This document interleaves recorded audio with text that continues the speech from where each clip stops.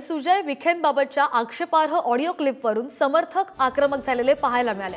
महायुतीचे पदाधिकारी आणि कार्यकर्त्यांनी पोलीस अधीक्षकांची त्या संदर्भात भेट घेतली आहे। सुजय विखे पाटलांना पोलीस संरक्षण देण्याची सुद्धा मागणी होती आहे। तर सुजय विखेंना धमकी देणारा कार्यकर्ता निलेश लंकेंचा असल्याचा आरोप शिवाजीराव कर्डीकर यांनी केलाय।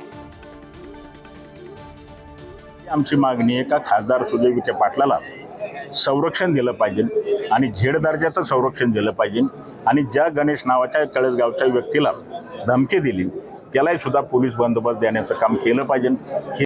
आणि जे आता उमेदवाराच्या पाठीमागे कार्यकर्ते फिरतात हे सगळे गुंड प्रवृत्तीचे कार्यकर्ते फिरतात। म्हणून आम्ही कलेक्टर साहेबांना आणि SP साहेबांना एकच विनंती केली, प्रत्यक्ष आता त्याच्यावरच कारवाई झाली पाहिजे, त्यालाही अटक झाली पाहिजे। पण त्याचबरोबर त्यांना जी काही बरोबर असणारे कोण त्यांच्या पाठराखी येतं, कोण त्यांना सपोर्ट करतोय, कोण त्यांना मदत करतंय, त्यांना चौकशी करून सुद्धा त्यांच्यावर गुन्हे दाखल करून त्यांच्यावर सुद्धा कारवाई होण्याचं केलं पाहिजे।